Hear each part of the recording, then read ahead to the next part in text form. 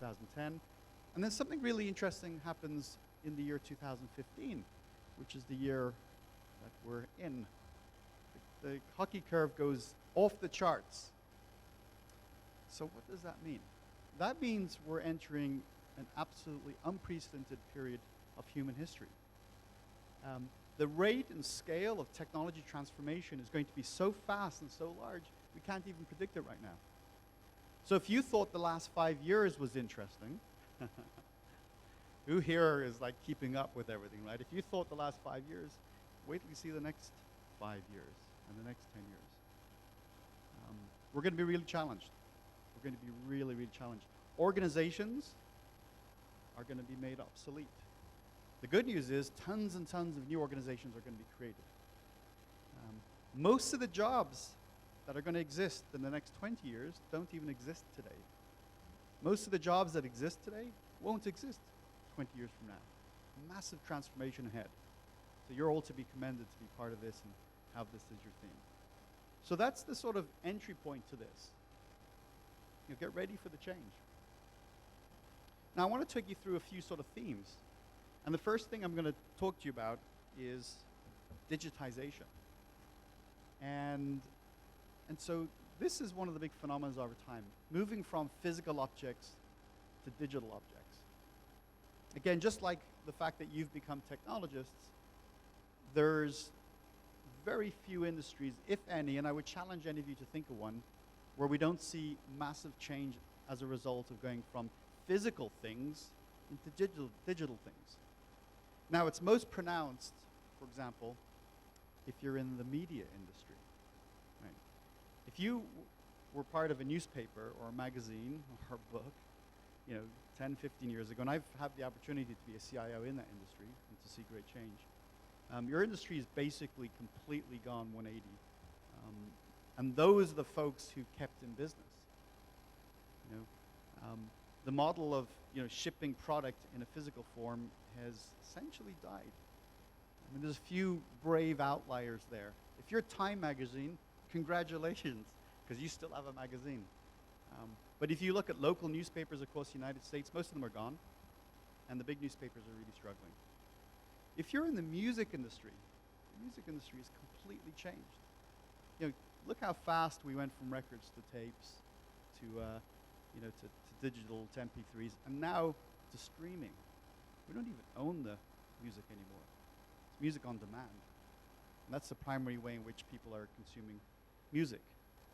Musicians aren't making anywhere near the money they used to. In fact, many musicians are making no money because this is a very hard field to manage and to pay royalties on. So there are industries that are basically being destroyed. Equally, there are lots of industries and lots of jobs that are getting created. This is creative destruction, right? As the sort of physical newspaper and magazine business gets destroyed, completely new models emerge, like Flipboard and other aggregation services that bring content to your mobile devices. So digitization represents a significant change, right? And so the one area that I want to drive down into just early on here is what digitization means to money. Right? Who would have thought that something we took so much for granted would so radically change and so quickly? So, it used to be easy. You had coins and notes and credit cards. Man, that's not the case anymore. The playing field for payment systems is radically transforming.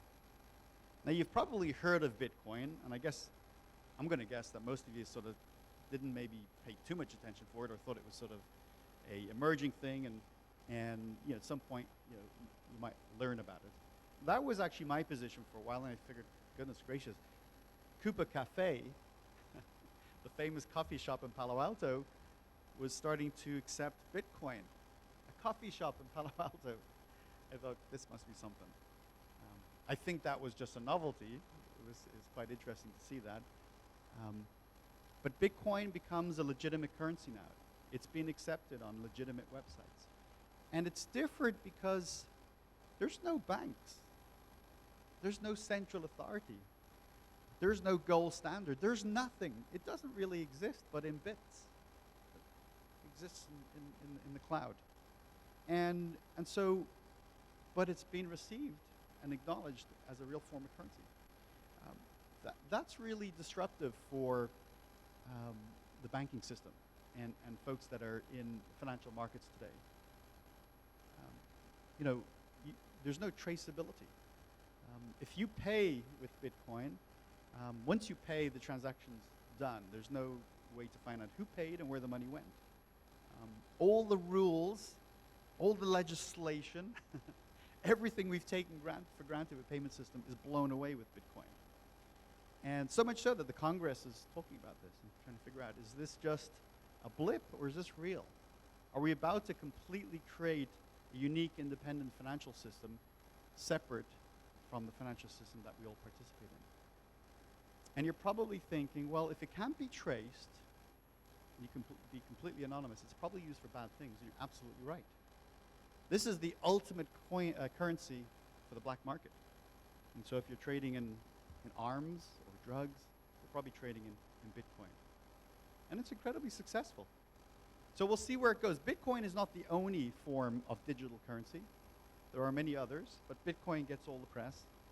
But it's one to keep your eye out. And, what does it mean to the operations you conduct? Will you have to accept it? How important is it for you to understand your revenue sources and how you manage those? I'd argue it's probably quite important. But there are many areas of payment differences, and I want to share those with you. We've got a whole new range of smartphone-based payment systems, although they are connected clearly to your credit card. Anybody here use Apple Pay yet? Or Android Pay? One gentleman was brave enough to say. I haven't used it myself, but I understand it works quite well. And so we're probably seeing the reduction in the need for a wallet. As sort of the smartphone becomes more of our universe, our combined universe, and now starts to pick up as a payment method. I wonder how long it'll be before we can dispose of this thing. You can make your own bets on that, but I'd hazard to guess it's only going to be a few years. Mobile payments is another form, right? By the way, very big in a lot of developing countries in the world. Not so big in the US yet, but very convenient in parts of Asia and South America and Africa. Effectively paying each other using text messages. So you don't have to actually carry currency, but the text messaging has a linkage to a bank account. And finally, one of the things that I'm pretty intrigued about is pay by face. You heard of this? Right? So no phone, no wallet, just your face. Your face is pretty unique. I was thinking the same thing as I was shaving myself this morning. Your face has a pretty unique signature. And there are now an increasing number of payment systems that just by showing up and showing your face, that's your currency. And I think you're going to see that as a security mechanism on your smartphone. So as you know, there's a little camera here, and I want to do a bank transaction. And today, you have to remember lots and lots of passwords. Who hates that? I hate, yeah. That's the most hands so far. It's not sustainable. As more of our lives go online, there's going to be more passwords, unless we fix it. But if we just use our face, so I pick up my phone and I just go to my bank and boom, there's my face. It logs me in. That's my authentication method. And so we'll see that also for payment systems. You can walk into a store. Starbucks was trying this out for a while. The work and technology is continuing to emerge, so it's not mainstream yet. But you can walk into Starbucks and the person at the register could say, "Hello, Jonathan," because the computer knows who I am. Boom, brings my name up on my face. And I can go ahead and say I want a cappuccino, and it is connected already with my credit card. So what I wanted to share here is it's just a small little snapshot of the remarkable changes that are happening to payments and our cash society. There's been changes, incrementally over the last few decades, but the next few years it's going to be really fast. It's going to be each one of you is going to have a form of payment that you will use that you don't use today, just within a few years. Now, another phenomena is what I like to call is deployment. And this is the fact that, you know, it used to be, as a technology leader, it used to be really easy because your workers, your employees had a single computer that you had to manage. It was typically a desktop computer, then it was a laptop. Okay, most of us have laptops now. But you had one environment in which people would access systems. And then it just got more interesting. More devices started to emerge. Really, it was the first smartphones, the BlackBerries, that were the disruptors. But smartphones became more and more popular. Today, there are billions of smartphone users in the world, a few billion, and it's one of the fastest selling products on the planet. Soon we'll have, the majority of humans will have some form of smartphone. Amazing proliferation of a unique technology. And then we have tablets. But then it got even more interesting. We started to have more access points, like now we have the introduction of the smartwatch, and Google Glass, and internet access on our televisions. So what's happened is content is going to be and continues to be more available to you from any device at any time. And these devices are connected to the cloud. That famous place they call the cloud. Where is the cloud? You know, it's a fantastic piece of marketing, right? The cloud is a data center, but it's a data center probably in Arizona, up in Washington State, you know, and it's huge. It looks like a massive Walmart. There's like 2 people in these massive warehouses with rows and rows of computers. So it is a physical place, although we have this abstract idea that's something ethereal. There is a physical data center. The good news is, as users connected to the internet, we can access content in the cloud from any of those devices. So we're really entering a period of access to your personalized data, your life, from any device at any time. We've pretty much got there. When I did this talk a few years ago, I was saying we're still on that journey. We're almost there. We're almost there.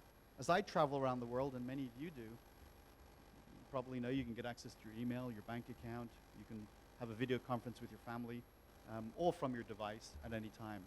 We've really untethered content from geography and enabling a whole lot of new capabilities, but making the world and our organizations massively more complex.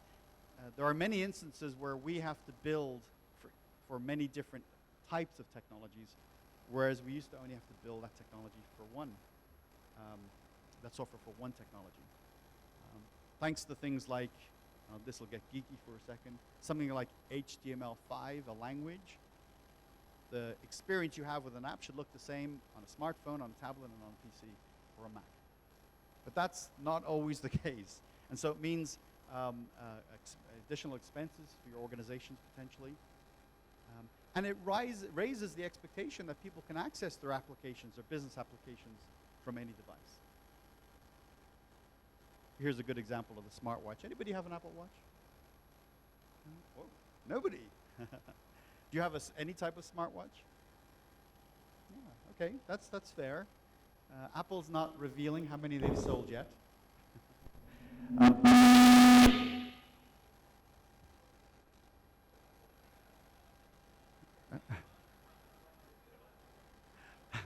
Monitored by Apple. Is everybody awake now? Okay.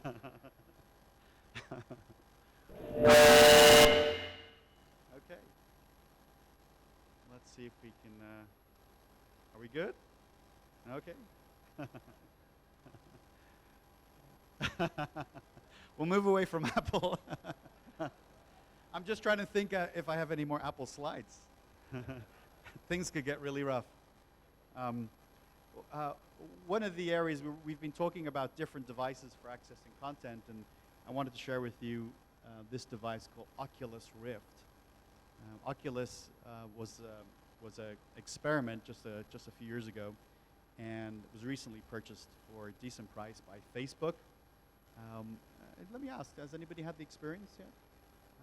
one person here, and would you say it was interesting, or yeah, good to hear that. I used it myself just a few months ago at Purdue University to see some experimentation they're doing there, and I'm not easily impressed. I've been doing this work for about 25 years.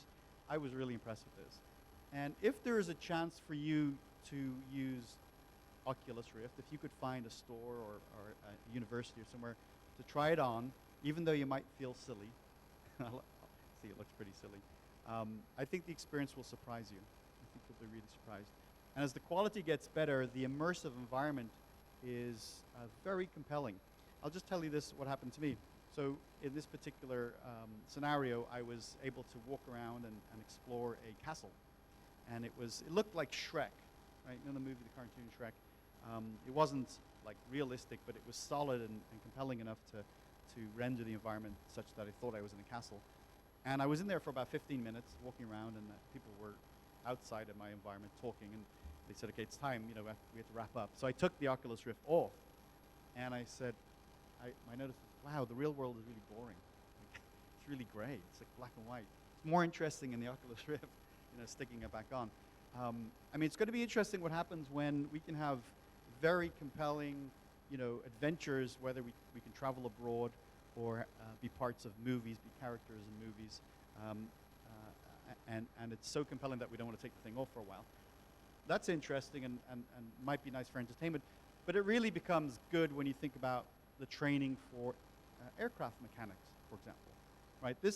You don't need to have real stuff or build expensive facilities to be able to train people in very complicated things and have them have a real experience where they can touch things and explore aircraft, for example. Now, the next one I want to talk about is the concept of democratization.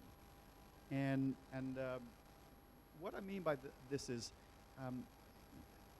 we have now moved to a place where any one of us can have a global voice in a moment's notice. This is really unique. We take it for granted today that if you tweet or make a post on Facebook or put a posting on LinkedIn or any social network, that the reach of that posting can be global, and it can be impactful. We see the results of that today when you look at the political system.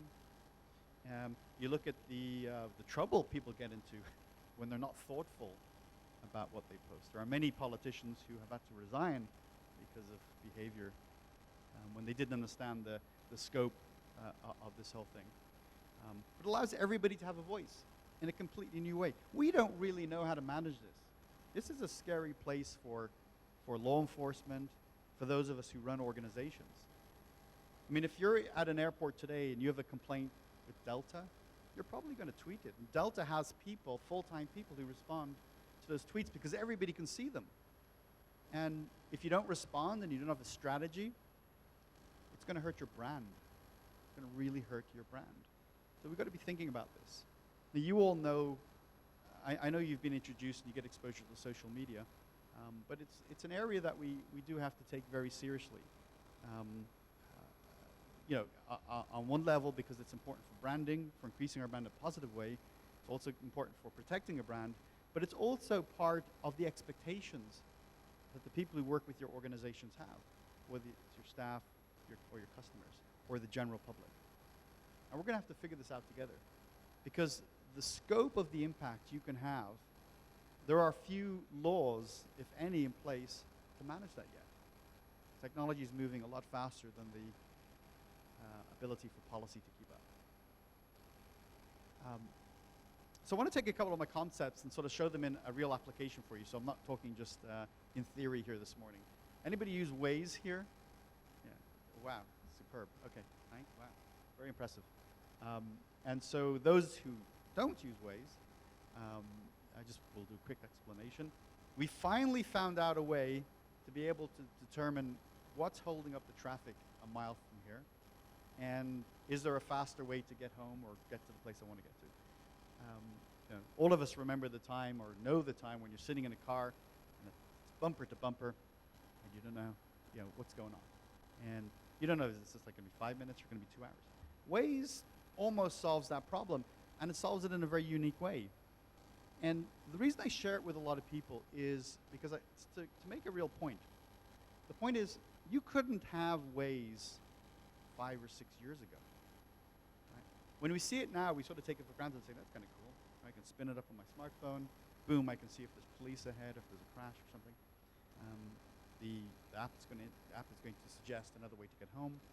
And it's all taken for granted. But you needed to have a series of technologies that came together to make this capability.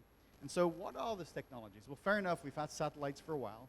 But you need satellites when you're using GPS, which is what you need to understand traffic.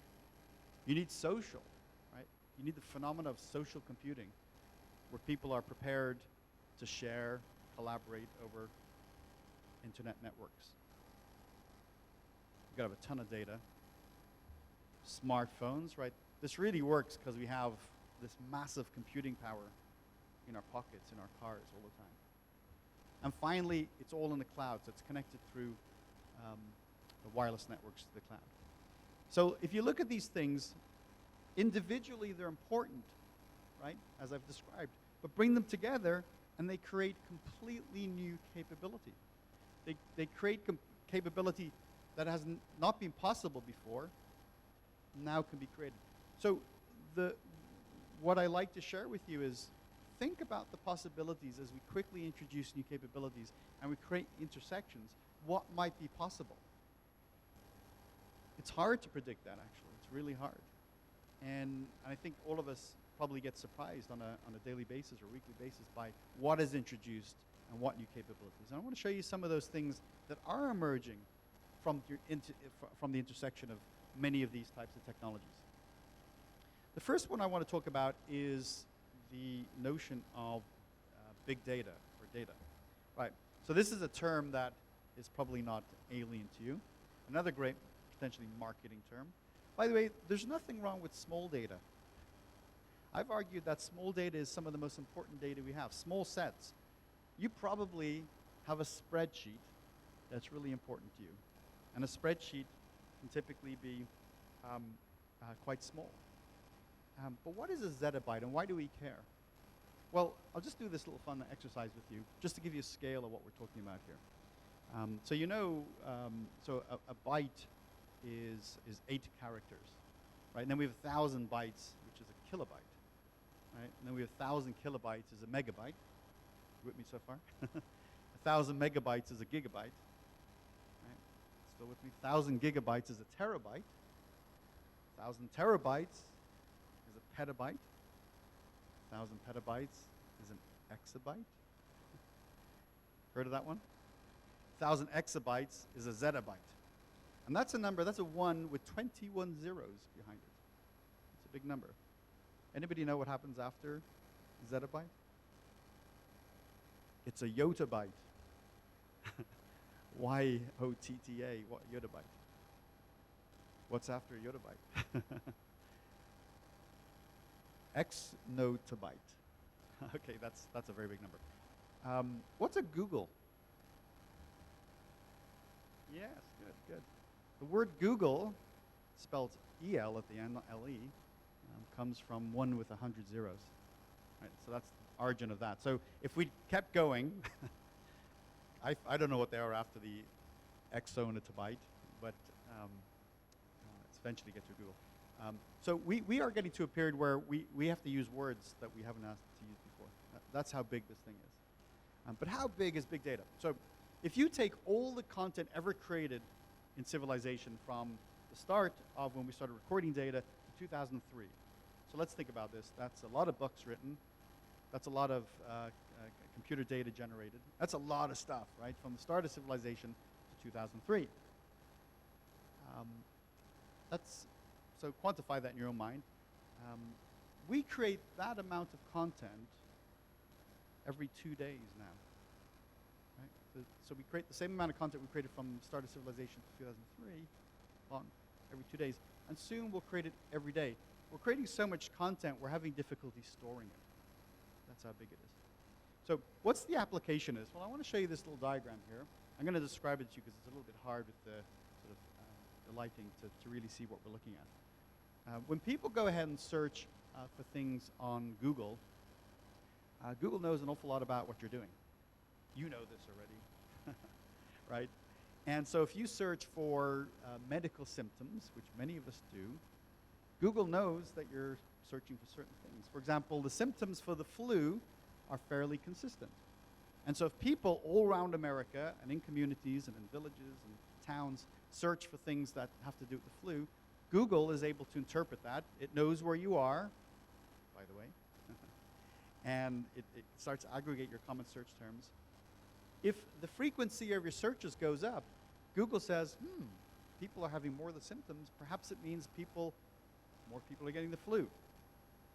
So hold that thought. Years ago, the CDC, which is sort of the governing medical authority for all things diseases, would try to predict the amount of flu that would impact the country. They would use a whole series of different types of analysis and math and different things. And using that information, they could then place medical supplies and the vaccines in the right place. But it was sort of like the best of our math. And sometimes we didn't get it so right. There was sometimes in past years in America very big flu outbreaks and we didn't have enough medicine, or we didn't have medicine in the right place. Well, let's now go back to the Google example. Google is able to determine in real time the volume of flu symptoms that are happening right down to sort of the town level. And so what I want to show you in this is, if you look, it goes from about 2004 through 2014, and the blue line, I believe, is Google's predictions on what the flu would be in advance based on people's search terms. But the cool thing is the orange line is the actual flu that happened. And so it almost matches it identically. So the reason I share this with you is because big data, data in the cloud, helps us predict and combat the flu in a way we couldn't do before, that the CDC had no power over. It didn't have this type of predictive technology. And so we're applying that over and over again in many different ways, mostly for the benefit of all of us. I want to show you this diagram. So we're looking here at a heat map of Durham, and as you can tell, there's something happening in the purple area and less in the green, and then nothing's happening in the white. What we're looking at is the incidence of crime. Okay, so in the purple area here, that's a high incidence of crime, and you can extrapolate the rest. And so you might say, well, that's interesting. Okay, you got crime data, you put it on a heat map, so what? Well, I have a surprise for you. This is crime that hasn't happened yet. This is crime in the future. Right? So this is what we call predictive policing. So we're experimenting with this. The city of Los Angeles actively uses this. And in using this, they're reducing the likelihood of crime by double digits now. It's working. Right? So we're using big data, a whole lot of other characteristics to be able to predict the incidence of crime. And when we know that crime may happen on Saturday, and it's Wednesday, we can do something about it. We can place people in advance. We can take other measures. We can public safety organizations can bond and network with communities in completely new ways. It's not without controversy, but it's one to watch. My point being, again, we are for the first time introducing completely new capabilities to our society that we have never been able to do before. And this is just 2015. Imagine what we'll do in the years ahead. You know, has anybody been to Beijing here? Oh, wow, okay, good, good. So you know that the traffic's not so good there. Okay. That's the understatement of the year. Sorry, so the traffic is really bad. And so Beijing has to try and figure this thing out. How do you figure out how to make the traffic flow better? Well, in years gone by, this was a hard problem. Sometimes it was just a guess, right?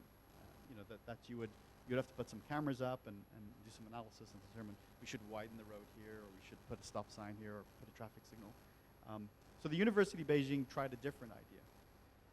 They said, why don't we give all the taxi drivers the ability to report issues in traffic and construction, and record all those messages, aggregate them, and then plot them against the traffic system in Beijing. And by doing that, we can actually see what's really happening. Here, the red lines indicate traffic issues, and the blue lines indicate where traffic flows. And so think about that again. This was used, this is taxi drivers as sensors, people as sensors, with mobile devices, texting, the cloud, really good visualization technology. And now we're able to tackle the problem completely different. We have real data, and a lot of this can be coming in real time, to start to say, well, we shouldn't be investing in the areas that are blue, we should really be investing in the areas that are red. And finally, I want to show you one other aspect, and the reason I put this slide in, you don't have to read it or anything, you're just going to have to see that it looks pretty, is because I wanted to make something applicable to your work. You know, as organizational leaders, here particularly in the aviation industry, you need actionable data. And there's a whole series of new products, many of you probably use something like this, which demonstrate at a moment's notice key characteristics of your environment. And so we're entering a period of big data and beautiful visualizations. And so you should be seeing a lot more of these to help you make timely decisions as leaders in your organization. So we're really entering a rich period of data visualization for data-driven decision making. Okay, so I'm gonna sort of take us down a pretty smooth series of fun items. You're giving me, I'm doing good, okay, thank you. And so I just want to talk about a few items here that hopefully will fascinate and be interesting to you.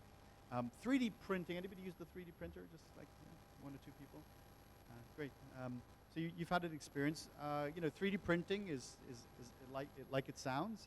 It's the ability to use either a home device or an industrial scale device to take a drawing and print a physical object. And so it's been sort of a novelty for the past about approximately 10 years. But we're actually turning a corner.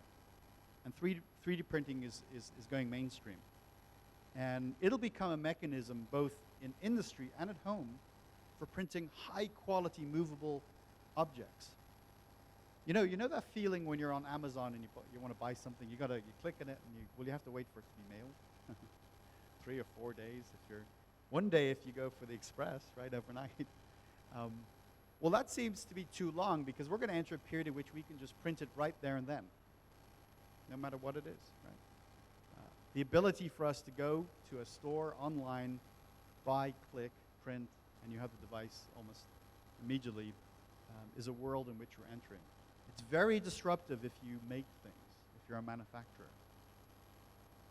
So here's some examples of 3D printing today. I mean, we're talking about printing entire bicycles, individually personalized. This is the real world. Here's an example from a hospital. This gentleman got severe cancer, throat cancer, which destroyed the jaw. And years ago, it would have been a case of the person would have to suffer for a while the new jaw was being constructed at some facility, and might have taken months, and then it would have to be fitted. In this instance, at the same hospital, at the time the person had the surgery, the new jaw was rendered, built, and implanted in the human. 3D printing is going to change surgery in a radical way, in a very positive way for each one of us.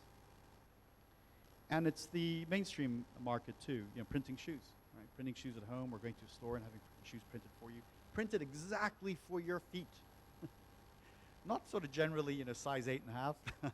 I want shoes for my feet, all right? So we'll be able to print those. And here's a lovely example of 3D printing in action. This is an astronaut above the International Space Station.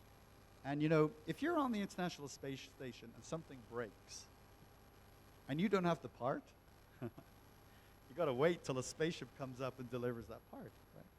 And sometimes that can be weeks, and that's part of the dangers, I guess, of working and operating an International Space Station. The NASA recently deployed a 3D printer aboard the International Space Station. So when things break, they can simply print the part in space as they need it. I hope this is as impressive to you as it is to me. So this gentleman, this astronaut, is actually he's showing the unique piece of the space station that was printed when they needed it. And you can imagine there are millions of parts on the space station, and they can't keep spares for all of them. So for astronauts, life just got a little bit better. I got to share with you the Internet of Things. Who's heard this term? Okay, I know. You know, if big data was the two words you kind of got sick of hearing over the last few years, get ready to get sick of the Internet of Things, because this is the big term. So many of you know what the term is. I'm going to just share what the Internet of Things is with those of you who don't know what it is real fast. The Internet of Things takes us from a place where it used to be computers would be connected to servers and then would connect to humans. Think of yourself with your device right now interacting, right? It's technology connected to you. The Internet of Things says, well, let's eliminate the human and let's all just connect to each other. So effectively, objects begin to talk and communicate and make decisions independently of human beings. And this is the Internet of Things. Now, there are approximately 7 billion people on the planet. If you connect everybody, it's 7 billion people. The Internet of Things in the next year to two will connect about 50 billion things, and then after that, it'll just be crazy. So why does that matter? Well, it starts to allow us to do some very interesting things when objects can make decisions on our behalf and make our lives better. Here you have the very popular thermostat that Google bought from a company called, or they bought the company called Nest. Anybody have Nest here? Maybe one person, yeah, okay. And so what this is a device. This is a thermostat in your house connected to the internet. Technically, it can know the temperature. It can bring in a vast amount of information from the cloud, but allows you to control your thermostat from your smartphone. It also, the thermostat can learn your behavior, how you like to feel at any point in time, and adjust accordingly, so it has intelligence built in. And we'll see that across the board. There's experimentation around refrigerators connected to the internet. The refrigerator knows the food you buy, it knows how much food you have left. It can even order food for you.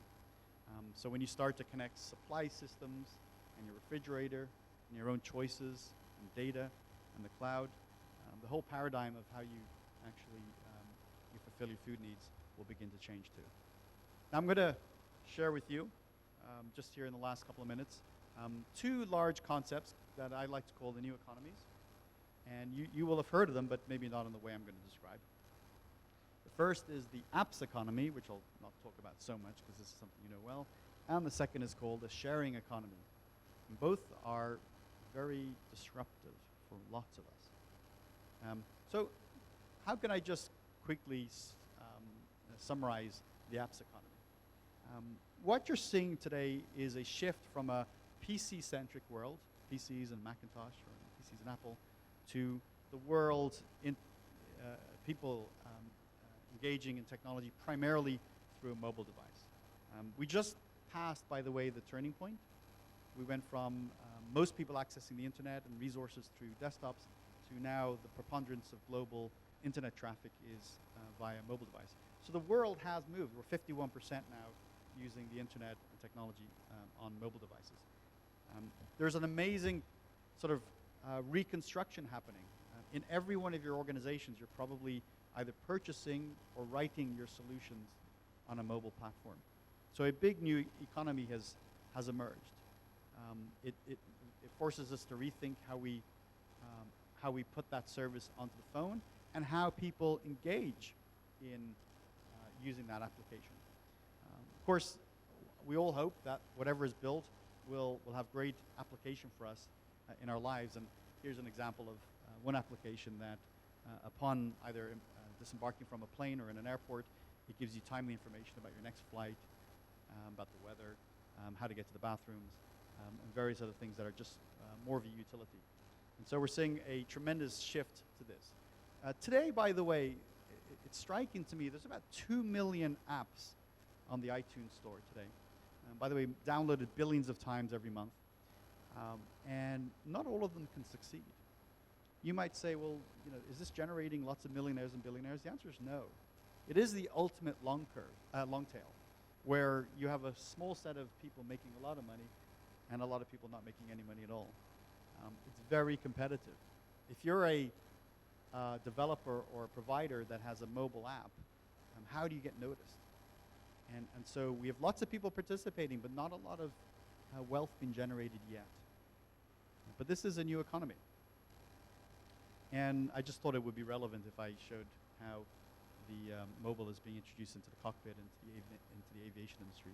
Very much now deeply embedded in how pilots operate planes. And now we'll shift, as we wrap up here, to the sharing economy. And this is sometimes, by the way, called a gig economy. And so what is it? So I pose this question: who needs a day job? And it's supposed to be a little provocative. It's possible today, particularly in San Francisco, where this is at its hottest, and in varying degrees less around the country, it's possible to give up your job, not do that much, and get a decent income. So you're thinking, whoa, I like the idea. I like the sound of that. Well, I'm not speaking crazy. I want to show you how. So you could decide, let's assume you have a car. You could decide for part of your day you're going to be a taxi driver. And you can simply do that today. There's very little entry barriers. So if you want to be a driver, you can use a product called Lyft and a service called Lyft.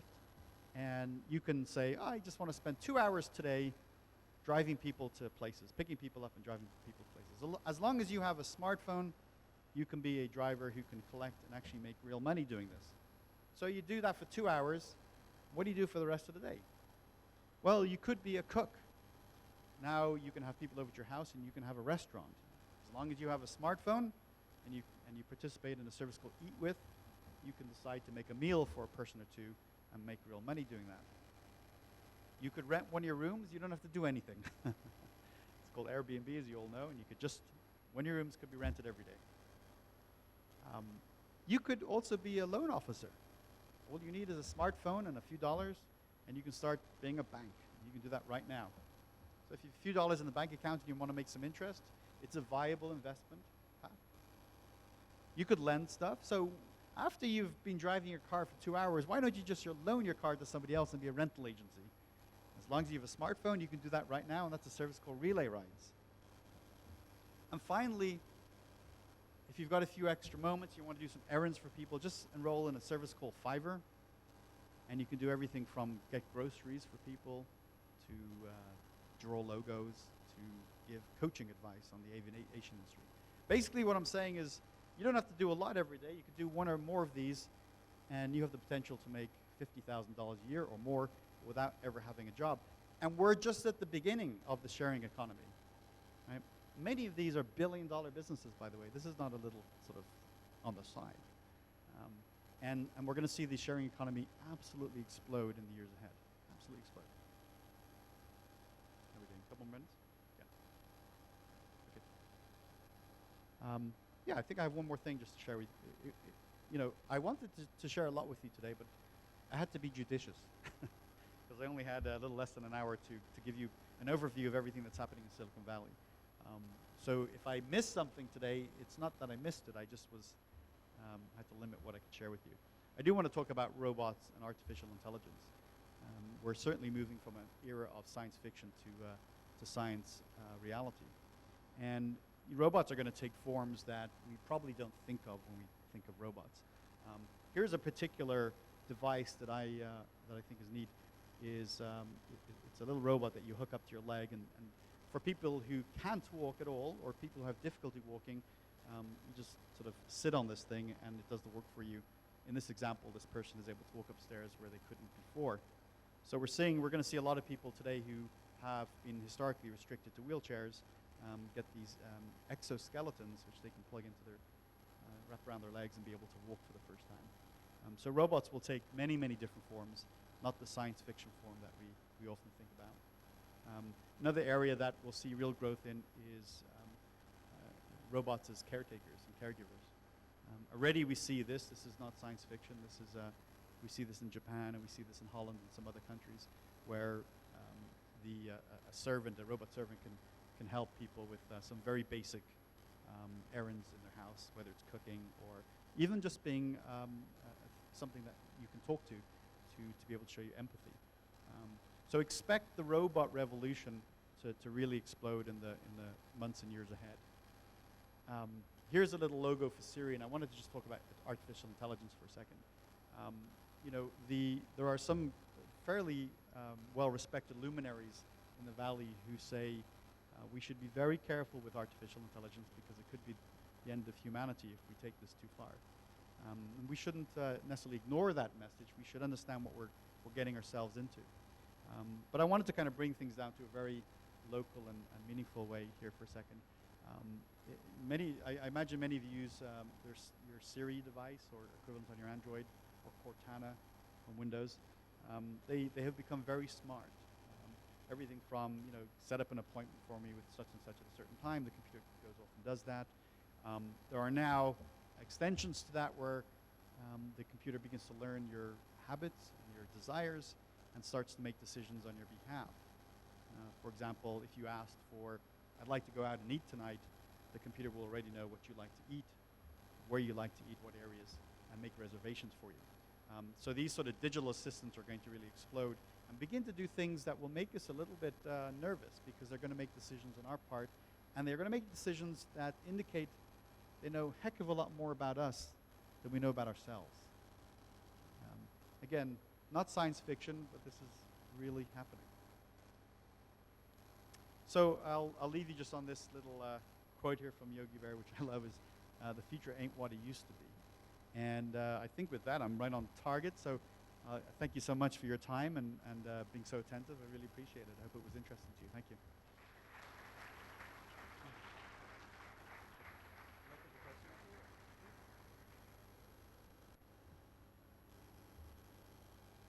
I'm just trying to keep us on time, but I do have about 2 or 3 minutes for a question or two if it would be interesting to you.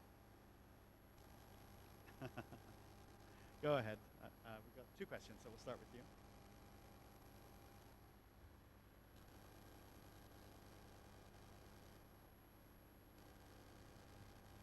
Yeah, I think Google, it's a good question is what's happened to Google Glass. It seemed to be kind of big for a while and then kind of gone away. It's a classic case of sort of experimenting, learn from the experiment, sort of revise. I think we'll see it come back, but probably in a slightly different form. There was a lot of things they didn't do right with it. I mean, it just didn't look right. A lot of people had a lot of discomfort using it. I think we were very uncomfortable with the privacy questions it raised very quickly. With every good technology, you've got to do good marketing, and I think they really didn't do well on the marketing side of it. The technology itself, needs some room for improvement to be smarter and more accurate. But I think it's sort of, it was a good tease about what we'll see upcoming. I think the idea of having sort of a heads-up display in front of your eyes in some form, we're not done with that. I think we're going to see that return. And the gentleman right here.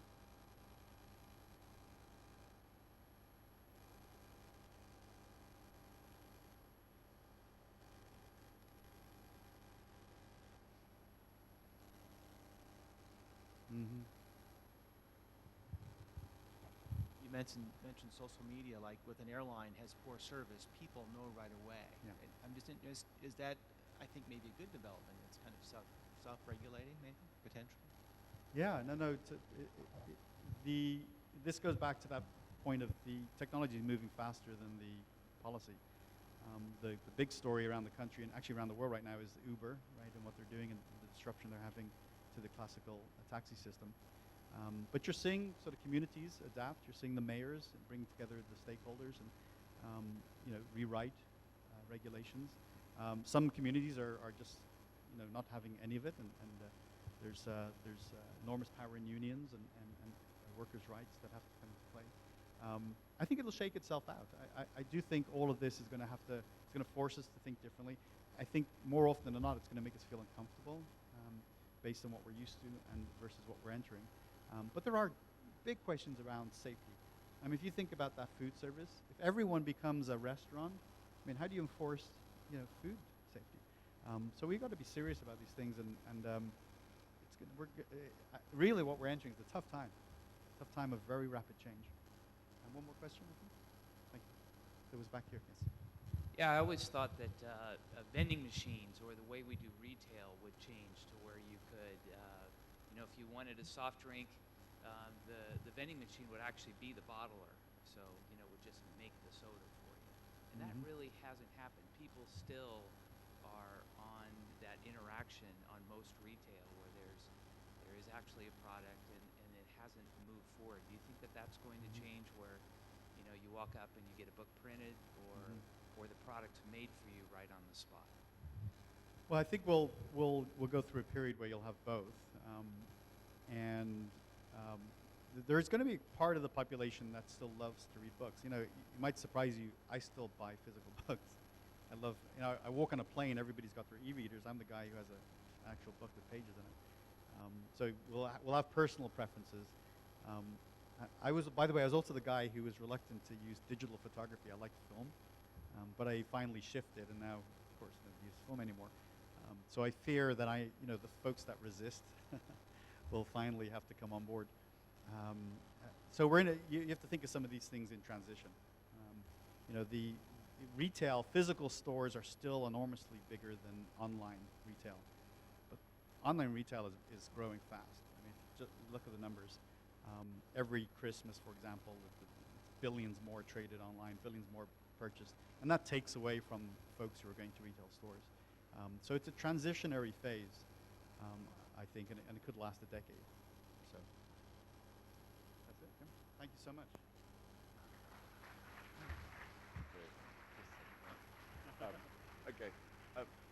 Okay, and thank Jonathan and in SWAAAE's support for the veterans. A donation to the Wounded Warriors Fund has been made to Jonathan in his name, and I present this to him. And thank you, Jonathan.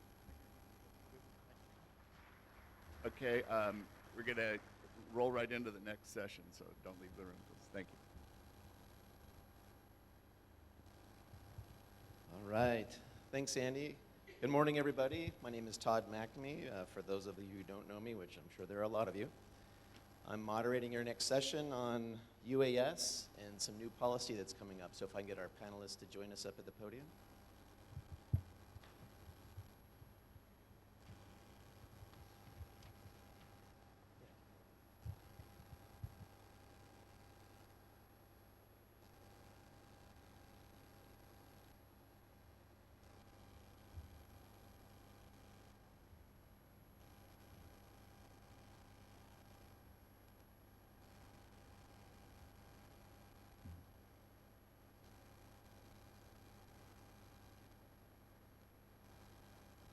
Before we get started, I was made aware that there were a pair of glasses left at the Tech Museum last night. Did anybody leave some reading glasses or lose some reading glasses? If so, they're right up here at the podium if you want to grab them after this session. So hey, the drones are coming. The drones are coming. UAS. And Jonathan's presentation was awesome, just technology, and the fact that technology is moving so fast that policy and regulation can't keep up. Mr. Pfeiffer shared with me this morning another article in San Jose Mercury News, the drones putting lives at risk. Yet another example of someone flying a drone to monitor a fire, taking CAL FIRE out of the picture so they could not respond. And to quote one of our panelists, Andy Thurling, there's not enough regulation in the world to regulate stupidity. And to some degree, that's true. So we have some distinguished panelists today to give you different perspectives on how we're moving forward with programs, policies, initiatives, etc., to hopefully provide some rules and regulations and some sanity in this system as this technology advances and we want to use it for meaningful things. So first off, we have Ms. Robin Hunt, who most of you know. Robin is currently the Deputy Division Manager for the Western Pacific Region Airports Division.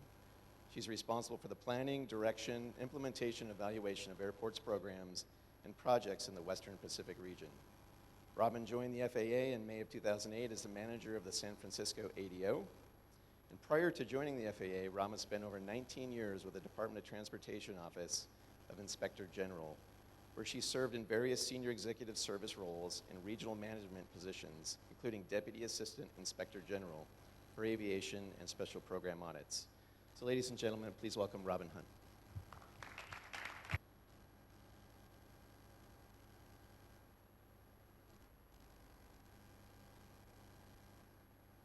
Down to my level.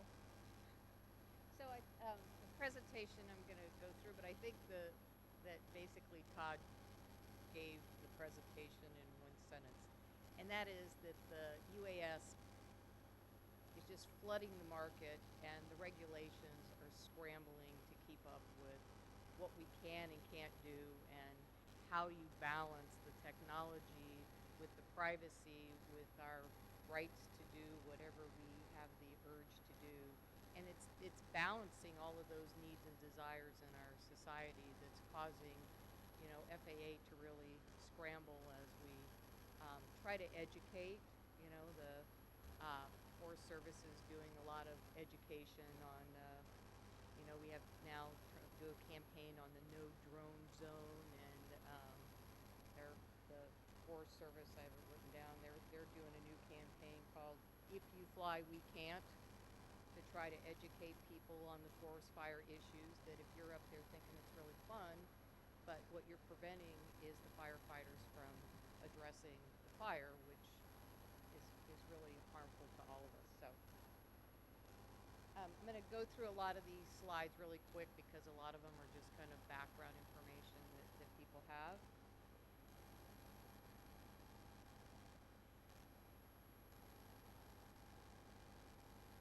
So the vision again is we want it to be safe, efficient, and timely. That's kind of our mantra for all the things that FAA works with. So, nice wavy slide. Huh? So again, most of you know that the term UAS covers really a huge range of items. You know, it's from the little, I go out and buy, somebody was saying at the airport, they got the 6-inch one to the huge ones that the military, and we classify those all under this same term.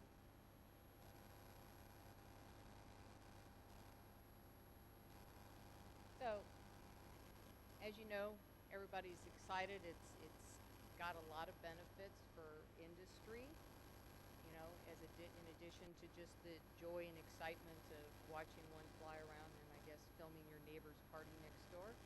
But you know, it does really have some benefits to get into disaster zones. We've seen there's the test recently where they, in Virginia, flew medical supplies to some remote areas. So, I mean, I think we all realize that there are some real benefits and to the technology, and you know, we're all excited about where it can go, but we also need to figure out what kind of rules and guidance we're going to put around it to prevent something horrible from happening.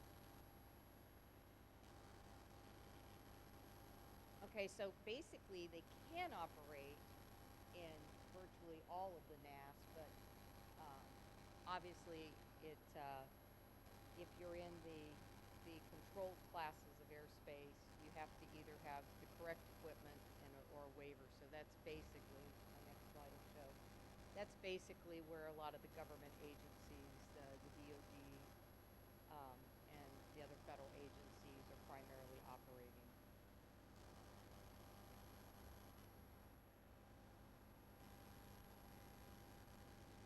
Then, as most of you know, the Congress, when they passed the legislation, required FAA to set up some test sites. So this shows where those test sites are: Alaska, Nevada, New York, North Dakota, Texas, Virginia. The test sites all have blanket operating agreements, so they have a basic.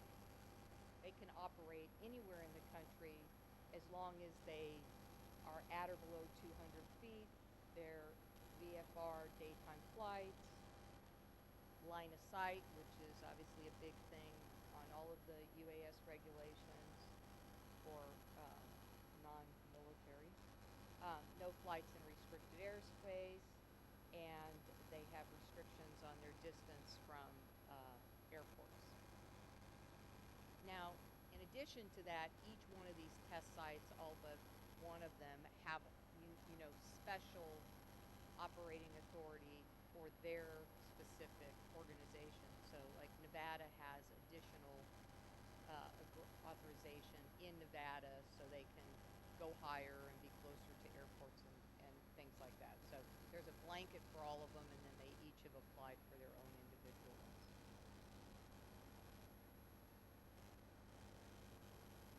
So the big, issue at FAA has been the fact that we are required to develop the regulations, and while we were developing the regulations, they were going to have the exemptions. So as you can see, 2,400 have been received, 800 have been granted, and this is just kind of a continuing thing again with FAA to how to handle the just sheer quantity of requests and applications. FAA was late, but in February they issued the notice of proposed rulemaking. They received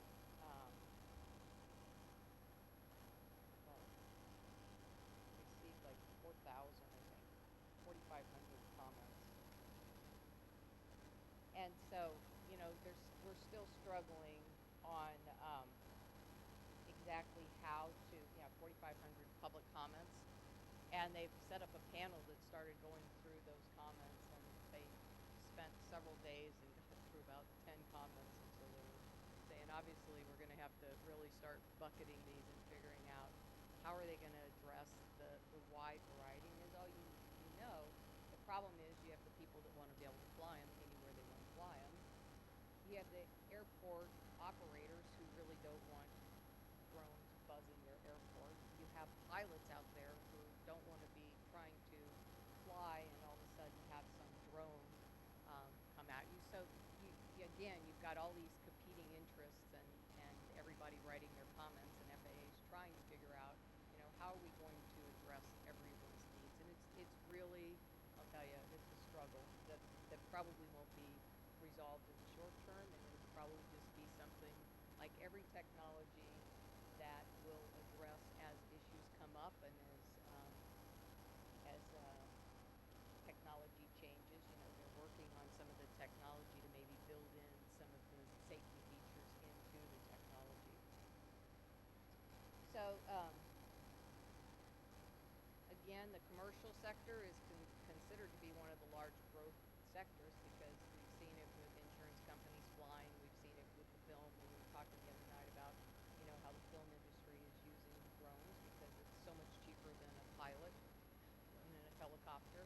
So it's just, again, but the requirements, FAA put out the temporary requirements, and their 500 feet altitude can't be more than 100 miles per hour, but we can't regulate stupidity, especially the next slide, the people that are just operating their own private drone are out there, and they're again are supposed to stay below 400 feet. They're supposed to avoid manned aircraft. They're only supposed to operate during daylight, remain within visual line of sight. So you can see that there's a lot of regulation already out there that these people that are flying into the fire zones are already in violation of several of the requirements. But again, it's very difficult to identify them, to catch them, to put the energy into that. So right now, the focus has been more on just education. Maybe if we can educate people of the harm that they can cause by doing this, that in and of itself is better than, sending a team of police officers to try and figure out where the person is standing that's controlling it.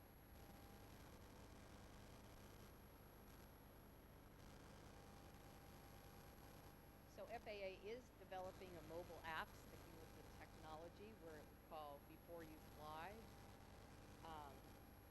It's designed to help people have situational awareness. Right now they're beta testing it, but it's kind of a thing where parts of FAA are kind of in disagreement of exactly how we would roll this out, because one of the items that the app would do is it will tell the individual how close they are to an airport, so that they would know and could stay outside the 5 miles. But the regulations as currently written say that if I want to fly my drone, I have to notify the airport that I'm planning to fly it. Well, So when they call you, what are you guys going to do? You know, and that's the part that we're trying to, in FAA, work to provide guidance to the airport operators of, okay, when somebody calls up and lets you know that they're planning to fly their drone, you know, do you put out a NOTAM? What is the action that the airport operator will need to take? You know, the same thing is with the towers. The tower is saying, well, it's helpful to know, but if all of a sudden your phone is ringing off the hook because everybody's calling you to say I'm going to be flying drones, what are we really going to do with the information? And how do we use that information to maintain a safe NAS, which is ultimately everybody's goal and ultimately the purpose of notifications.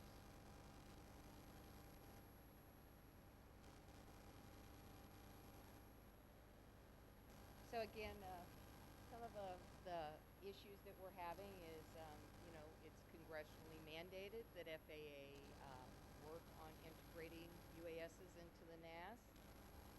We have ad hoc working groups trying to address how we would do this, but we know it's going to have airspace issues, regulatory issues, and planning and financial issues. So just to kind of go through quickly what some of those may be, is, it may require changes to Part 139, may require modifications to Part 77, which no one's excited about opening Part 77 to any changes. I'll be honest with you, they'll probably avoid that at all costs. But, integrating the UASs into the NAS may require some of these modifications. Again, we're going to have to figure out how to integrate them into the safety management systems process. And once FAA starts approving things, we have to ask the NEPA question, is there going to be a NEPA aspect to any of our approvals? Again, similar things with the airspace issues in airports. We've got, ATO and how are they going to integrate UASs into the operations. We got the Part 77 TERPs, airport, the AC on planning. Just some control issues. Again, we got as we talked about yesterday, the access control. So, how high can the fence go if we're talking about UASs? And just the communication of how we're going to get these UAS operators to integrate into the operations we have today. Potential airport planning and compliance and financial. Again, are we going to have to go back from a compliance standpoint and look at aeronautical activity? Is a drone going to be an aeronautical activity, or are we going to consider them like the radio-based aircraft and just, hobby? We have potential impacts with emergency response, facility requirements, because you obviously don't want drones landing in the same places that your aircraft. And is there going to be a change, some revenue? So, I guess there's a lot of questions that all of us have is how are we going to integrate this into our normal processes, which we know of what an aeronautical is. We have methods of charging people. How are we going to charge UAS operators if they're landing and operating out of your airport? Which gets to the last one is, are they going to become based aircraft?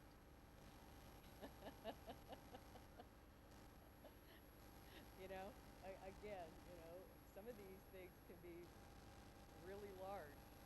So while the 6-inch version probably will never be the based aircraft, some of the larger ones, if you have a lot of them operating as your aircraft, how is FAA going to integrate that even into the system as far as the needs of the airport, the AIP funding, and those types of things? So again, I think we're on the very forefront of a very rapidly moving technology, and to be honest, we're kind of really running at the FAA to catch up and figure out exactly how are we going to integrate all of this are we going to regulate it without over-regulating it, but yet keeping the NAS and aviation safe, which is the goal of all of us in this room and everyone at FAA.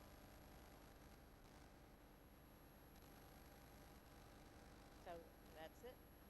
You want to do questions one at a time or at the very end? So if we could just maybe save them till the end, I'm sure there's going to be some overlap between the different presenters. So if we could just move on to the next presenter. Thank you so much, Robin.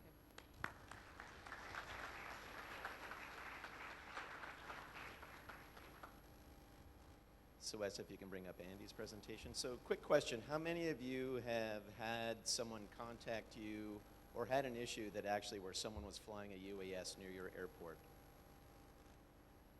All right, that's quite a number of hands. I know I've spoken with a couple of you about that. This exemption process that they're going through now, there's a second part of that that Robin talked about, and that's the COA, or the waiver for the airspace. The exemption is only a waiver for airworthiness. The COA that's attached to that, the blanket COA, still does not allow that operator to operate within 5 miles of an airport. So you need to be aware of that as these people are calling you up and saying, hey, I've got an exemption to operate 200 feet and below. It's really not the case right next to your airport. At the same time, you might have a hobbyist who just has to contact you and say, hey, I'm going to be flying off your fence line doing some photography. So you heard me ask the question yesterday during the security session, well, what about implementing a drone to do perimeter security at your airport? That's something I think is actually possible if your fence line falls outside of Part 77. The technology is there to just pre-program these things for a certain altitude, say 25 feet, and GPS waypoints to fly the perimeter of your airport and send you back real-time data about what's going on around that fence line. So Robin, thank you for providing the FAA's perspective. Next up is Andy Thurling, who's going to provide an industry perspective, and then of course last will be Jesse Kurian from Menlo Park, who will provide an example of what's going on with local government and a really good case study. So next up is Andy Thurling. He's currently the Director of Product Safety and Mission Assurance at AeroVironment in Simi Valley, California.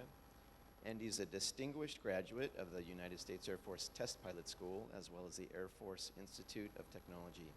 He's held several positions as a test pilot, including Chief of Test and Evaluation in the F-22 Program Office and instructor at the Test Pilot School. His career in the Air Force culminated as commander of the 452nd Flight Test Squadron and director of the Global Vigilance Combined Test Force, the group responsible for the flight test of the nation's newest unmanned aircraft. At AeroVironment, he's been responsible for all phases in testing on AeroVironment's revolutionary hydrogen-powered unmanned aircraft, the Global Observer, from strategic test concept development to acting as initial cadre instructor pilot. He was awarded the 2011 AUVSI Foundation Operations Award for his work on that project. Andy is currently leading airworthiness, certification, and airspace access strategic efforts for AeroVironment. Andy Thurling. Thanks, Todd. Thanks, Todd. And thank you for having an industry guy to come talk to you about drones. Fortunately, I'm one of the good guys. We are very interested in safe integration to the national airspace, and I'm going to talk to you a little bit about that today. Who are we, AeroVironment? We've been around a while, started in the human-powered aircraft of Dr. Paul McCready, Gossamer Albatross, Gossamer Condor, have gotten into the small unmanned aircraft system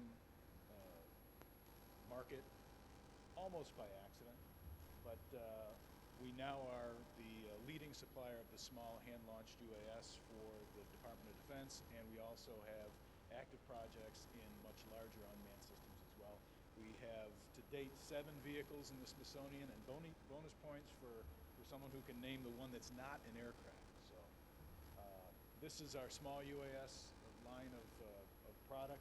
The larger ones, if you put them to scale, wouldn't fit on the slide, so I figured I'd just start with this. But Puma AE, you may have heard, that is the aircraft that we actually have a restricted type certificate for flight in now in all lower 48. It started in Alaska. You might have seen some news of working with British Petroleum or BP, and now is all in the lower 48.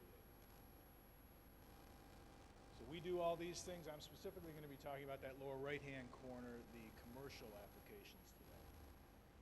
So the enablers for commercial UAS from an industry perspective are The certification, from our perspective, is certification. We believe very strongly that vehicles need to have some level of certification. It's probably not Part 23 unless you're a great big UAS, and then Part 23 is probably quite appropriate. At least many aspects of it are. But certification to make sure that you actually have a vehicle that is not going to put the public at risk. We believe that putting the public at risk for our own commercial gain is sort of what the economists would consider a negative externality. You know, we don't have the right to go put people at risk for commercial work. We need to understand the hazards. We need to mitigate the hazards. Frequencies and legal spectrum are also big issues, but we won't talk about these today. So for risk management, unfortunately you can't see this. There's a big old shark behind this surfer.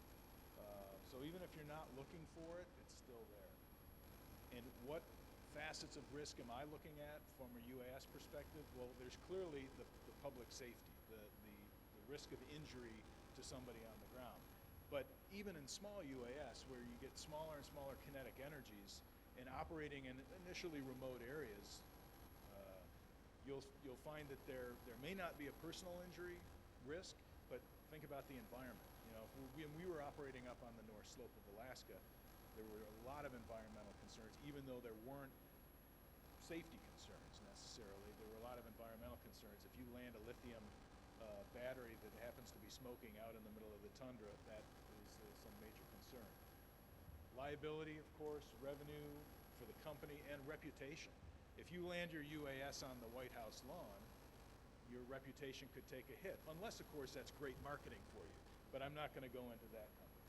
I'm talking about our company, and where we believe in, you know, this is going to sound like a commercial for safety management systems, because it is. But you have to understand your system.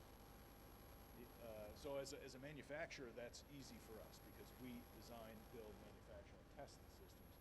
We can identify the hazards, analyze the risk, put mitigations in place, and then take data, track the data, and figure out whether you got the right risks and are mitigating them correctly.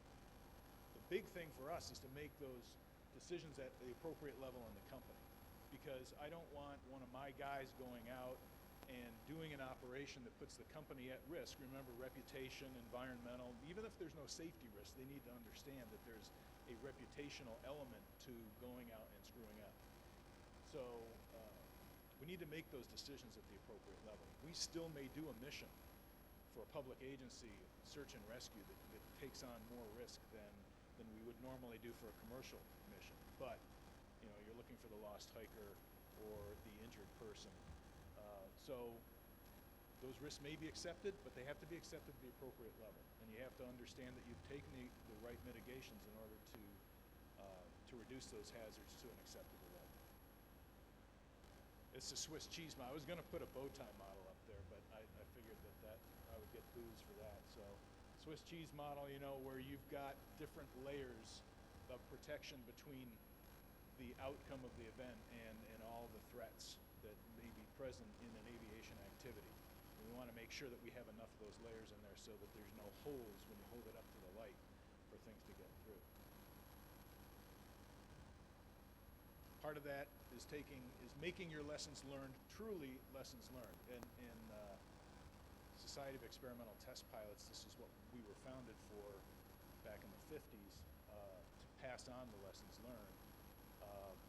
We often like to say lessons relearned, because we find it very true that, you know, none of the lessons learned that are shared are really truly new, unfortunately. So we want to make sure the lessons are actually learned. So we're trying to get that feedback system working in our commercial operations so we can get data back into the system. Did I get the hazards right? Do I have the right hazards? Be proactive with audits, examinations of the pilot skill, reporting near misses, even if something didn't happen, but understanding what that near miss is, and maybe there's a hazard that I didn't anticipate, so I need to go back to my hazard mitigation loop.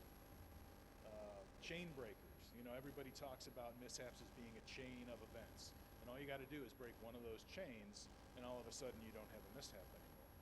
Well, let's celebrate that. Let's point that out. Let's use that as a lesson learned. So that's what I'm trying to work in with my safety management system at AeroVironment.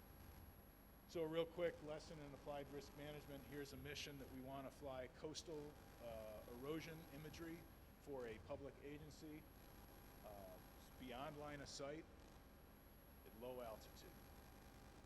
So what is my hazard? Collision with a manned aircraft, pretty clear there. Mitigations, can I put a NOTAM up? Does the guy read the NOTAM? Do I have the legal authority to create a TFR? I may or I may not. Is the intruder ADS-B equipped? Am I getting TIS-B information at my ground station? All these don't really matter if the intruder's not a cooperative aircraft. He's in his Piper Cub, not squawking, not talking. He's just flying BFR up the coast, completely legally. So sense and avoid becomes my primary mission or mitigation, and guess what? Really can't carry too much sense and avoid equipment on small UAS to find the non-cooperative guy. Cooperative guy's easy. We've done that. There's a couple different ADS-B sense and avoid systems that have gone through flight tests. That's not hard. The hard part is making everyone cooperative. When we started this, and I've been involved, Todd read my resume, I went back, started UAS. I got interested in UAS in graduate school, but started being very active in the community in like 2005. So I've been around for like 10 years, and we've always had these big three commandments of UAS integration, which is number one is thou shalt not decrease the safety of the NASA any more than you would by adding another manned aircraft. And we get that. I totally agree. Number two was thou shalt not add new equipage on manned aircraft. And number three was no new airspace. Well, guess what? When you take 2 and 3, that creates you a problem with your non-cooperative intruder. So what's my solution? I think eventually that there's going to be, if we do our job right and we're safe and we show the benefits that small UAS have to society, that low altitude airspace will become a public resource. And the guy who's flying his Piper Cub, not squawking, not talking, and just flying BFR because he can, he's not doing anything for society with that airspace. There will probably be a hue and a cry for new airspace where these systems, in fact, if you want to see an Amazon or a Google delivery service, for example, will not happen without creating new airspace where everybody's cooperative. Doesn't mean manned aircraft can't fly there. They just have to be cooperative. They just have to have the system on board that makes them cooperative. If you listen to Dave Voss at Google, he'll tell you he's going to make ADS-B so cheap that everybody would be practically free. But you can't require it without new rulemaking. Now, just up the street, and in fact, I'm going to leave for this after this event, but NASA Ames is running a convention on unmanned traffic management. It's seeking to create an environment where basically a regulatory structure for that very low altitude airspace, where unmanned systems won't hit each other and they won't hit obstructions. They'll understand what the weather is up ahead. They'll give I call it a drone rep. They'll give a drone rep to the drones coming behind them if they find any kind of micro weather phenomenon, which are actually, these aircraft are very reactive to the environment. So really very important to have that kind of real-time weather avoidance capability. So all this is being discussed right up the street this week at NASA Ames. So I mentioned regulatory changes. New airspace means rulemaking. New equipage requirements to fly in that airspace obviously is new rulemaking. And I know it's going to take a long time. And I know that UTM is not going to be ready by their own admission until 2019. So we don't have the structure in place right now to do this. But we're trying to be looking forward. We're trying to understand what is going to be the future business environment. And one of those things could be looking at these aircraft as product safety device aircraft certification. I've heard this actually twice. I heard it over in Europe from the EC, and actually Senator Feinstein has a bill that's been submitted that creates a public safety approach to the manufacturer, puts the onus on the manufacturer to demonstrate that you have a safe system. Do I even support this? I don't know yet. But it is an interesting way to think about it, and it's kind of a different angle to evaluate the entire safety challenge of UAS. And it is real. This is a photo out of Korea. This was a fatal mishap. This one was too. And of course, Todd already showed you yesterday's headline, so it's been going on for a while. So why do we need a safety management systems? I think everybody here is probably familiar with what they do, but why are they important for the UAS?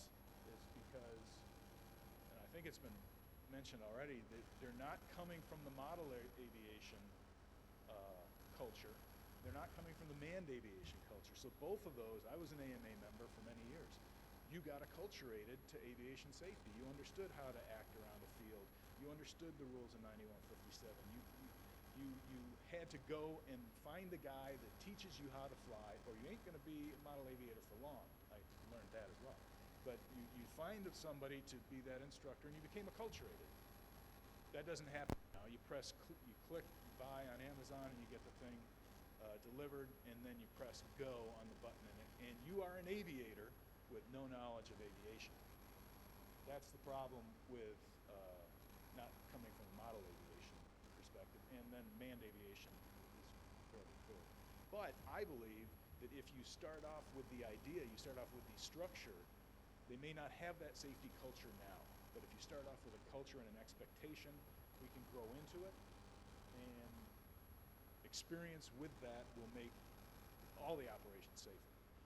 There are actually many, you'd be surprised, many UAS companies, more so in Europe, because they've actually got a little bit of a lead on us for commercial operations, but there's at least a half dozen that I know of that have active safety management systems and are taking this very seriously as operators with a capital O of small UAS. Take questions at the end. All right, thank you very much, Andy.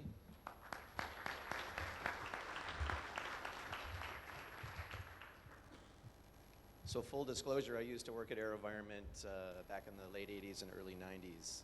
Is the non-aircraft is going to be the solar car, the GM Sunracer? This GM Sunracer? Or is it? So bonus points. And I actually worked on the car. So all right, so here we have our last speaker today for this session, Jesse Kurian. He's currently the Director of Public Works for Menlo Park. He's a former manager of traffic operations for the city of Port St. Lucie, Florida, and a former senior transportation specialist for the city of San Jose. He has considerable experience in municipal projects and regulations, including working with large-scale commercial and residential developments, some of which include SRI, Stanford, and Facebook. Outside of the public sector, Jesse is formerly a project manager for a paving and roadway maintenance company on the East Coast, and is the former president and founder of a compliance-oriented consulting firm where he provided engineering-based consultation to private business owners, attorneys, insurance agencies, and municipalities. He's also very active in several boards and committees. Jesse. Good morning. Thank you very much for the introduction. I'm very excited to serve as a bit of a bookend for the presentations with a quick case study. So this is a little bit outside of my normal field of experience. As Todd said, I do work for a local municipality, and most of our work is everything from road repaving to water department, conveyance, and one thing that has come up more recently is the use of a UAS or drones within some of our parks. And so I'm going to give you a quick case study today of what we're experiencing in Menlo Park. The city of Menlo Park is located about halfway between here and San Jose and San Francisco. We're in the North Bay. We are a smaller city. We are a population of approximately 30,000 residents. However, what's interesting is we're dealing with UAS operations, but we do not have an airport within Menlo Park.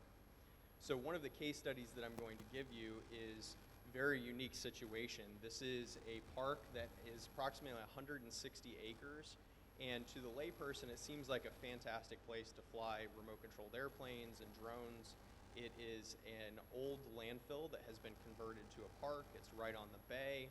It's near Facebook. There's nothing around it. And we've seen a lot of activity over the years past for kites and for remote controlled airplanes and helicopters. And there's been a lot of discussion about all of these other uses in the years past because we have a lot of user groups at the park. We have the Audubon Society is very active. We have Friends of Bedwell Bayfront Park. We have a Parks and Recreation Commission. And historically, they were very concerned with these model airplanes crashing into people in the area. And so they wanted to ban all remote control planes years back. And we said, no, this is an activity we need to share the airspace. Well, more recently, that has expanded beyond the remote controlled airplanes and into the realm of drones. And I'm going to tell you why that's very, very concerning to us in the city. I want to give you a little bit of perspective about Menlo Park and why it's important that we need to start to monitor drones.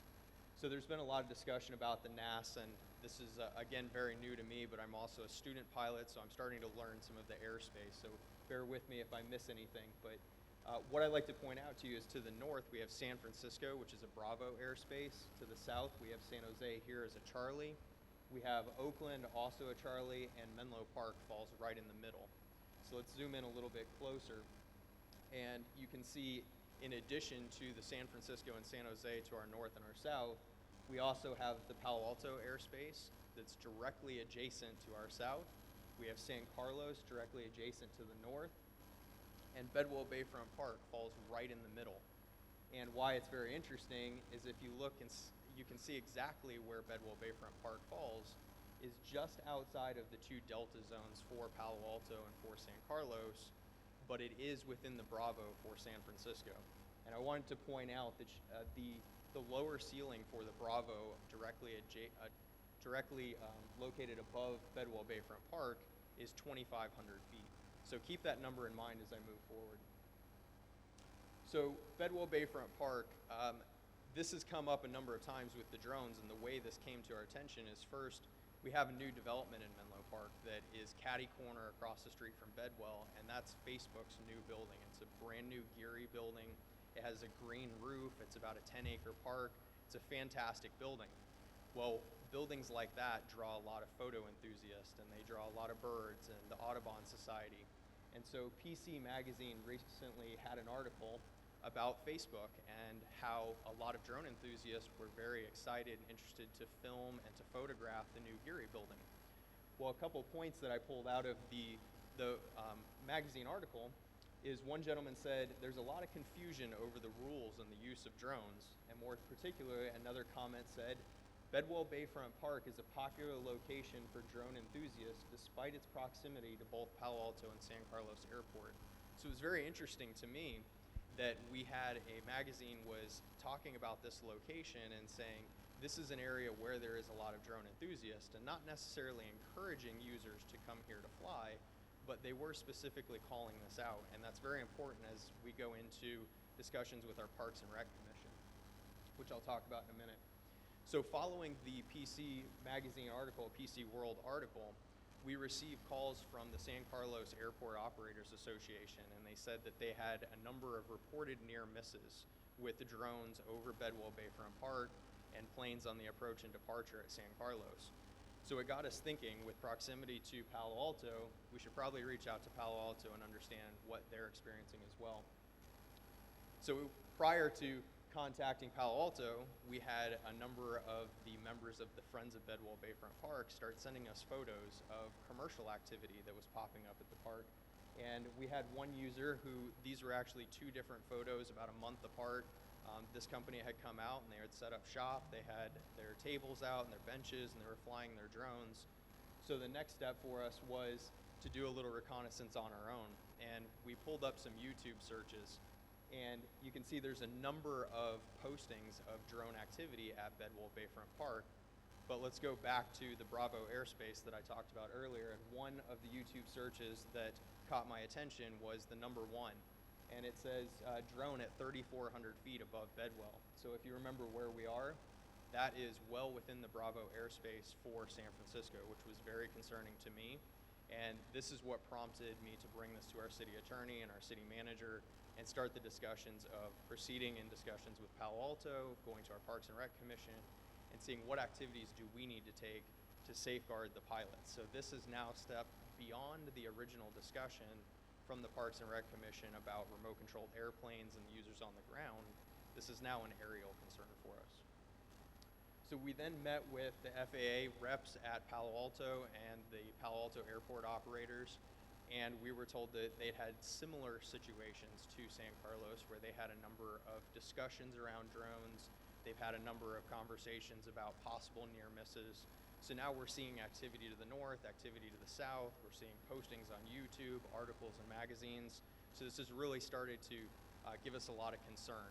And we then took this item to our Parks and Rec Commission for the first review, which is a typical process in cities for modifying or changing any rules or regulations.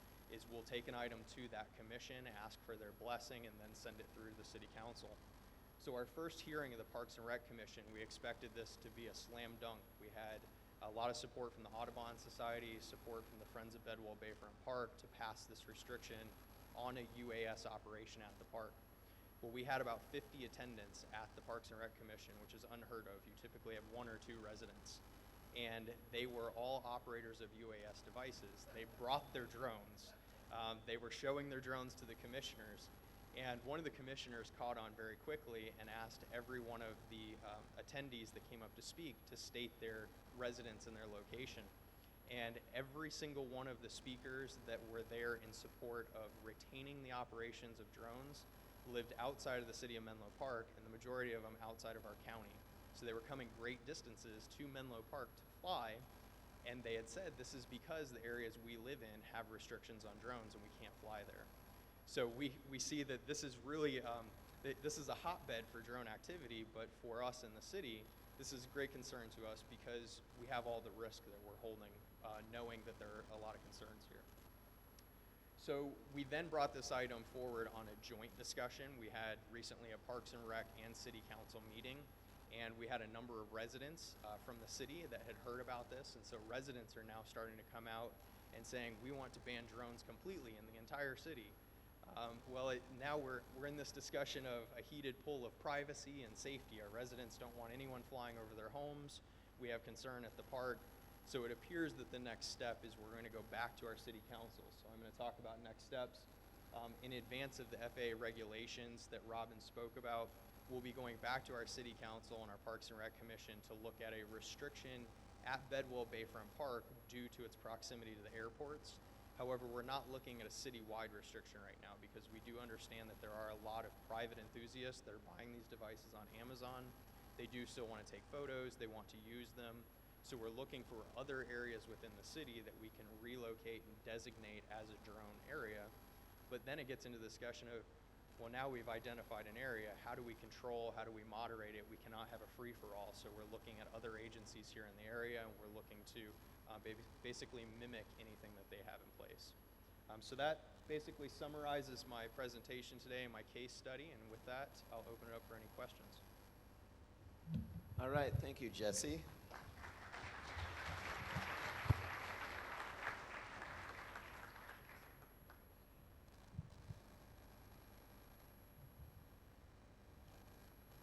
So I know there were some questions early on. I see Carol Ford standing up in the back. I think Wes, do you have a, where's Wes? The technology chair has left the room. Welton, do you have an active mic back there for Carol?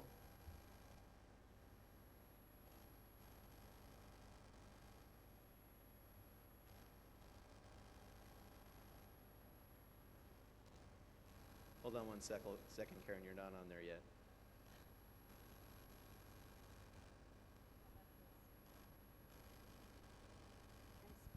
Here. I'm Carol Ford, president, among other things, of the San Carlos Airport Pilots Association. This comment is for Jesse.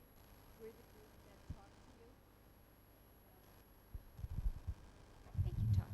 And I just wanted to let you know that we have someone on the Committee for Green Foothills contacted me and wanted to work with me and our association to talk to Menlo Park to tell them that this is not a good use for Bedwell Park, that they've been, people who are walking in the park and trying to use the park have been buzzed by drones, and the noise and other interference from drones have made it impossible for people to enjoy the park.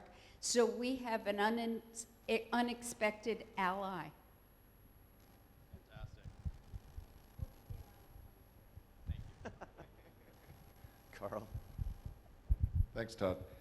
Todd, you mentioned earlier that you can program these things to do interesting things like perimeter fencing, but I've seen a lot of discussion about the possibility of the manufacturers programming them to avoid certain airspace areas, and I'm not real sure how feasible that is. Could somebody speak to that?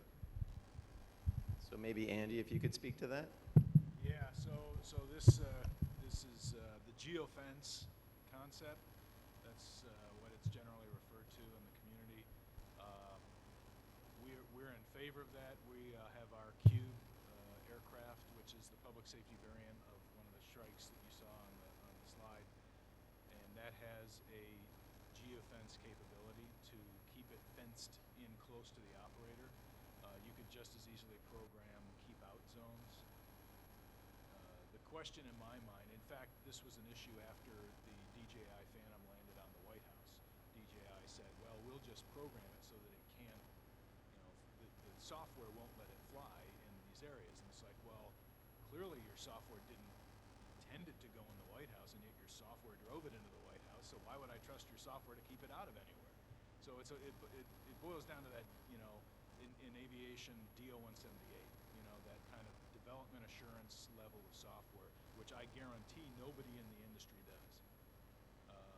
Maybe Northrop has been thinking about it for Global Hawk, and General Atomics has been thinking about it for their certifiable MQ-9, but none of the small do. We have been thinking about it, but we're taking another approach at geofence that I can't go into right now. But yes, it's very viable, and we intend to conform with some variant of that. Oh, question over here.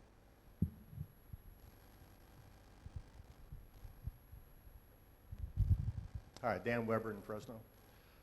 I received one of those calls about 2 months ago from a lady who was flying within 5 miles of the airport. And she said, I am complying with the waiver. I'm calling the airport manager. And I kind of stuttered and stammered and said, send me a letter. Didn't know what my responsibilities were or what I should do. And the more I thought about it, it doesn't seem like an airport issue. It seems like an air traffic issue. It doesn't seem to relate to Part 77 or zoning issues. And so my question is, what are the expectations of the airport when they receive that phone call? That's definitely a Robin As I said, question. that's what we're still trying to figure out, because it's my understanding that that was in the legislation. So that's now, we all have to figure out what that really means in the real world. But, and so that's been one of the FAA Airports Division's concerns with the app, that the app just is going to give a contact, potentially from the 5010 or something, at the airport and say, call this, and here's a air traffic number to call. And so that's what we're all trying to figure out is exactly, in fact, there was a telecon last week to start figuring out exactly what is our, advice to airport operators going to be. What do we tell you that we recommend that you do with those phone calls? Because that part really isn't clear yet. I would So- say show me your code, because Yeah, they shouldn't be within yeah, 5. if they're flying and they say they have a 333 exemption, then they get that 200-foot blanket code, which is pretty clear about 5 miles away from a towered airport, 3 miles away from a non-towered airport, listed in the airport directory. So the answer would be no, unless you have a COA from air traffic, from the guys in DC, that allows them to fly with your concurrence in your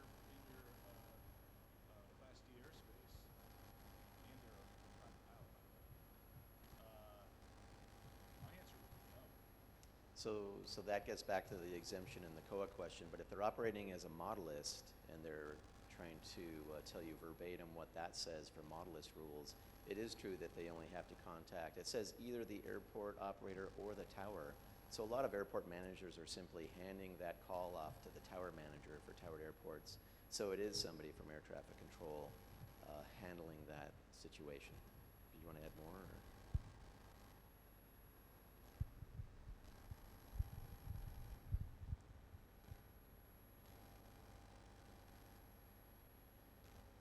Well, I mean, it's my understanding they're still trying to figure out what they're going to do with the calls. You know, I mean, there isn't anything. You know, air traffic is saying the same thing. They're saying we don't want everybody having the phone number for the tower, and what, have somebody whose job it is to answer the phone for the tower.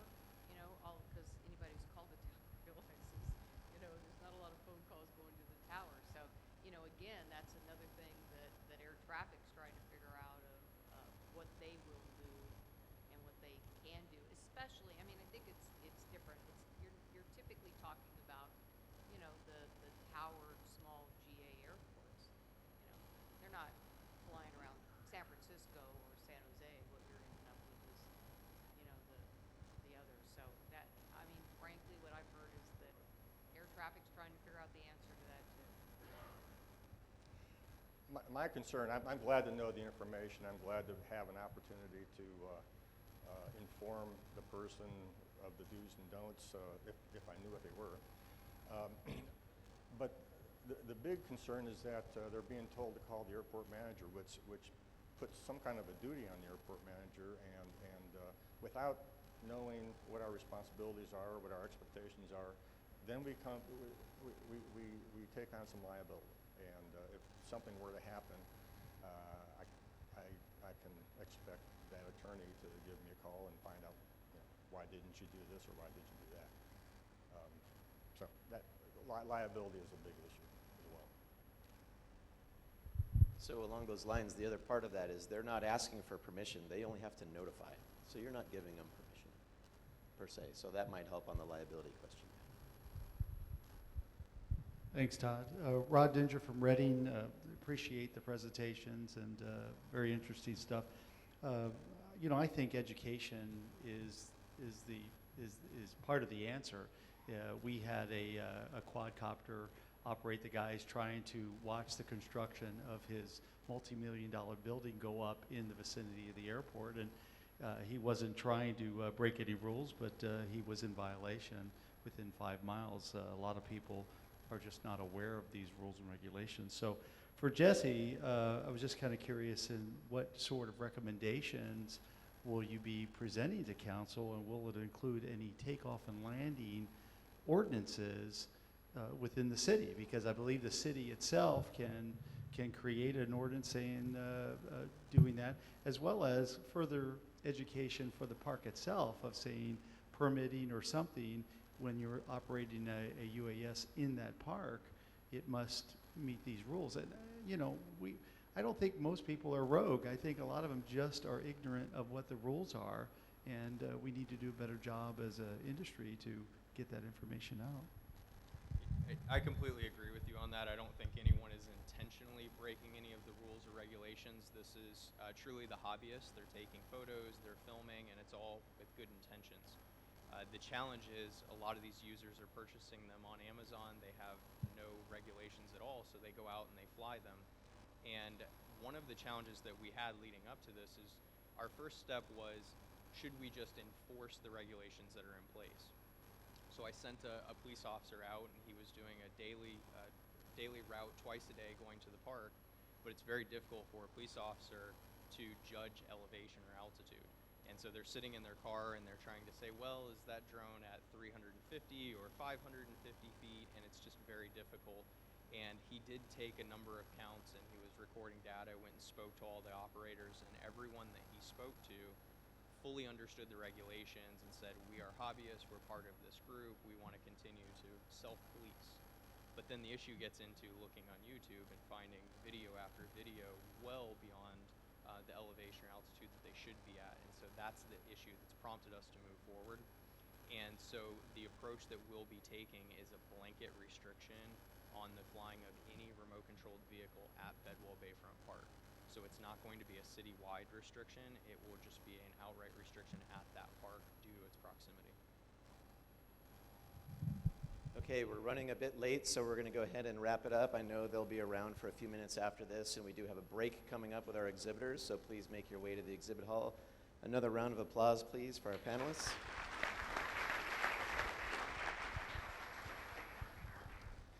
So I do also have for you, so speaker gifts are actually donations on your behalf to the Wounded Warrior Foundation.